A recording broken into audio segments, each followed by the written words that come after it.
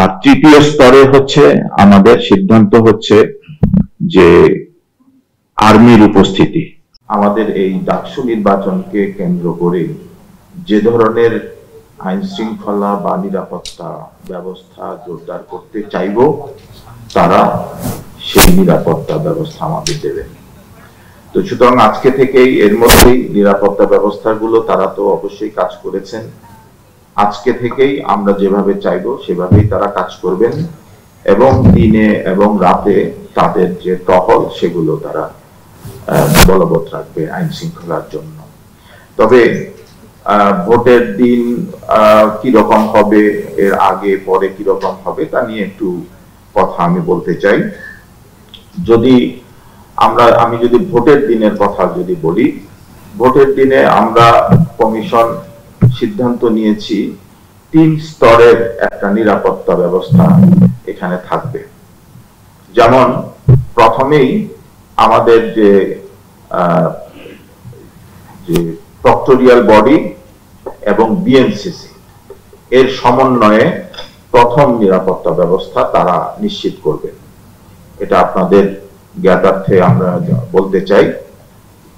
আমাদের বিএনসিসির প্রায় 2 শতাধিক সদস্য 8টি কেন্দ্রে এই ভোটারদের উপস্থিতি, ভোটারদের যাতে নির্বিঘ্নে তারা ভোট প্রদান করতে পারে সেটি নিশ্চিত করবেন। এর সাথে আমাদের প্রক্টোরিয়াল বডির সদস্য, এর সাথে আমাদের আরো যদি শিক্ষকদের এখানে সম্পৃক্ত থাকার দরকার হয়, আমরা শিক্ষকদেরকেও এর সাথে প্রক্টোরিয়াল বডির সাথে আমরা যুক্ত করব। এর সাথে দ্বিতীয় স্তরে পুলিশ বাহিনীর সদস্যরা বিভিন্ন কেন্দ্রে উপস্থিত থাকবেন এটি। আর তৃতীয় স্তরে হচ্ছে আমাদের সিদ্ধান্ত হচ্ছে যে আর্মির উপস্থিতি। আমরা সিদ্ধান্ত নিয়েছি আমাদের ঢাকা বিশ্ববিদ্যালয়ের মেইন যে 7টা এন্ট্রি পয়েন্ট আছে, সে 7টা এন্ট্রি পয়েন্ট আপনারা জানেন, যেমন এখানে পলাশী আছে, নীলক্ষেত আছে, শাহবাগ আছে, এরকম মেইন 7টি এন্ট্রি পয়েন্টে আর্মি তাদের অবস্থান নিয়ে থাকবেন, স্ট্রাইকিং ফোর্স হিসাবে তারা থাকবেন। যে কোনো সময় যাতে করে 5 মিনিটের মধ্যে কেন্দ্রে উপস্থিত হতে পারেন, আমাদের ডিমান্ড অনুযায়ী সেই ব্যবস্থা আমরা করব এবং তারা উপস্থিত হবে। এর সাথে আপনাদেরকে এই নিশ্চয়তা আমরা দিচ্ছি যে সারাদিন তারা স্ট্রাইকিং ফোর্স হিসাবে কাজ করবেন, প্রয়োজন অনুযায়ী আসবেন। তবে ভোট দান সম্পন্ন হওয়ার পরে ভোট কেন্দ্রগুলো আর্মি দ্বারা কর্ডন করা হবে।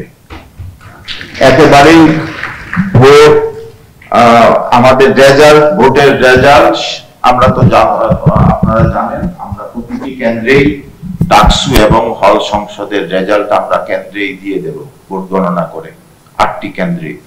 সুতরাং আমরা ভোটের রেজাল্ট সম্পন্ন হওয়া পর্যন্ত আর্মি কর্ডন করে রাখবে। শুধুমাত্র যারা সংশ্লিষ্ট ব্যক্তিবর্গ ছাড়া ভোট কেন্দ্রের ভিতরে গণনার সময় আর অন্য কেউ থাকতে পারবে না। সুতরাং এই নিশ্চয়তা আমরা দিচ্ছি যাতে করে নির্বিঘ্নে আমরা ফলাফল উপস্থাপন করতে পারি। এটি গেল ভোটের দিনের আমাদের নিরাপত্তা ব্যবস্থার কথা।